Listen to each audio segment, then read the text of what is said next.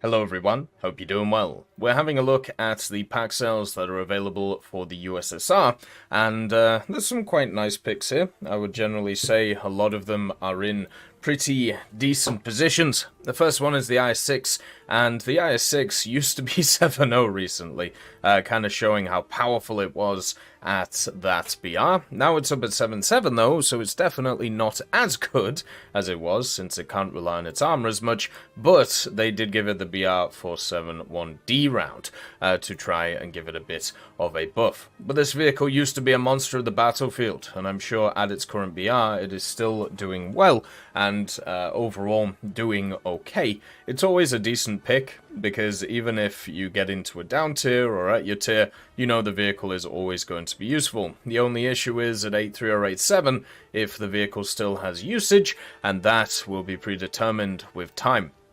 The vehicle is extremely mobile for a heavy tank. It also has a nice cannon with a pretty decent reload compared to most of the other 122s. I think it might actually have the best reload, or at least close to it. And then it also gets the Dishka, which is quite nice. The armor is incredibly trolley, even though it doesn't look very thick. There are many parts of it, since this thing is so mobile. When it's moving around the place, you can shoot an area which you think is supposed to be able to be penned, but the tank just says no, and then you have to, unfortunately, cop a 122 in the face. It's a very fun vehicle to play, and also at the same time has pretty decent sets of vehicles around it. The only real question is it as dominant now as it was previously at its older BR? The next vehicle is the T55 AM1. This one still is good, even after the BR changes. It was way under BR'd for the longest time, and still technically is after the BR decompression.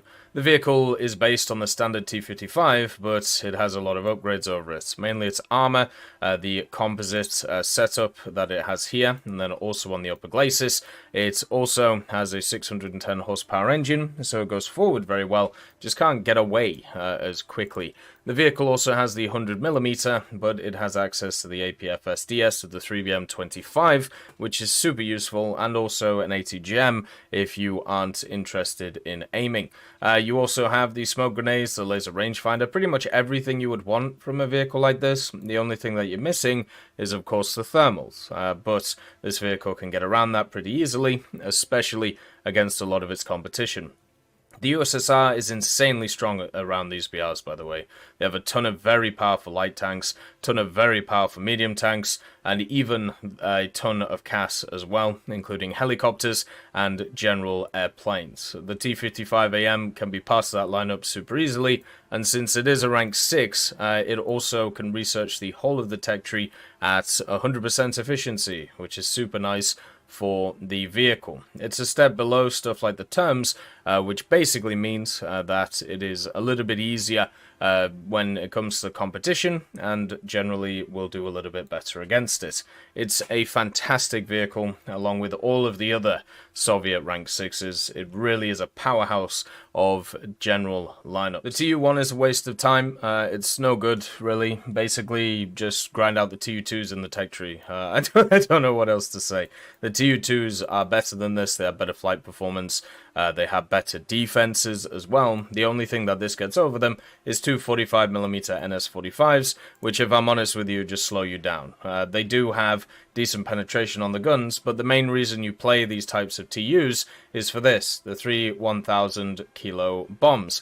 And even though the TU1 gets the Fab 1000 M44s with 400 kilos of TNT equivalent, which is really nice and, you know, works really well, the fact is, if you have a look at the TU2S and the TU2S44, which is at the same BR, they have exactly the same bombs as well. So you can basically just go ham with these things. You also get a bunch of different types of bombs at the same time, and also you can just have a great time with this. You can see here you also get the 43s, which have 676 kilos of TNT equivalent, so they're just much better because they're just much bigger and do much more boom boom, which is great. They all also individually drop, so there's literally no point in getting this thing unless for some reason you have a idea of using these 45s in an aggressive way, but you're just a huge target. There's a lot of AAs around this area. It is much, much easier just to use the bombs and then go ahead. You do have the torpedoes, but at 5.3, you are running into a lot of vehicles with a ton of AA. And you can see here, the drop speed and also drop altitude is incredibly low for the vehicle. So you have to go low and slow, and you will just get annihilated by any ship that is paying attention. The Su-25K is also on sale. Now, as somebody who has spaded out the standard Su-25, this vehicle is incredibly powerful. And the reason what makes it incredibly powerful is its multi-role use. This vehicle can be used as an attacker, it can be used as a fighter, it can be used in pretty much any way depending on the circumstances that you run into. You either run it in stuff like Realistic, basically with the two R60MKs, and then also two of the 23s, so you have some extra firepower, and you can do, you know, a metric ton of damage with it. If you don't want to do that, you can actually bring along in ground forces the rockets, such as the S-24s, which have really big explosive mass and decent pen. You also have the S-250s, which also have insane explosive mass, meaning that you can just overpressure stuff. So at the start of a battle, if you get into this thing quickly, and you can do because of all of the light tanks the USSR has, you can dominate from the air with a lot of these general things. As many people will also tell you, the Su-25 has a very weird damage model, meaning that it is quite hard to take out sometimes, especially with certain guns. So if you're a person who is, you know, interested in CAS, this vehicle has it all. It has missiles, it has bombs, it has rockets, it has guns, it has everything. And also, it has 128 countermeasures,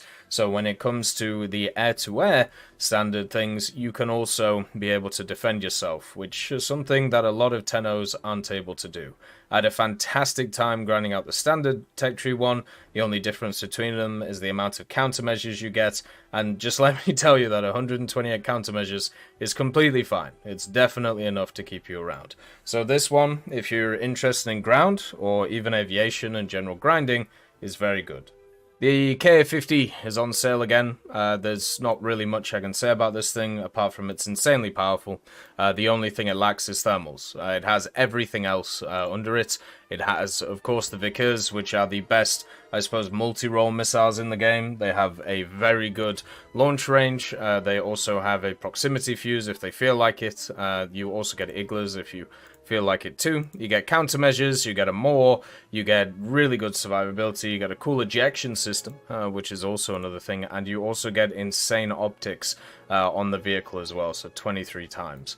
If anybody ever tells you that this vehicle is no good, they are just straight lying to you. It's an incredibly powerful vehicle, and also at a low enough BR, so you can run it with a bunch of other stuff. Also, at the same time, since this thing is the only premium helicopter which is available for the USSR, it's the best way of grinding out the K-52 and the Mi-28NM, which are also super powerful vehicles compared to this. So the K-50 is nuts. It's a very, very good vehicle. If you are a person who's interested in helicopters, it's the one to go for, because you will just do crazy things in it. That's all of the Soviet premiums. None of the top tier ones, but maybe they're saving them for Christmas, who knows. As always, I hope you have a wonderful day, and I'll see you next time. I'd just like to thank Brendan Quinn, Vilneus, Character Fuel, Juan the Panda, Carrion Crow, Gus Irenicus, Pyman, Merciless Reaper, Orange Tail, Teddy, Daniel Stanton, Moxie, B. Young, Bareen, Peter Grayling, Alan Hacker, Sem Alslan, Uncle Bean, and Derek R., and also Lafouche for supporting the channel.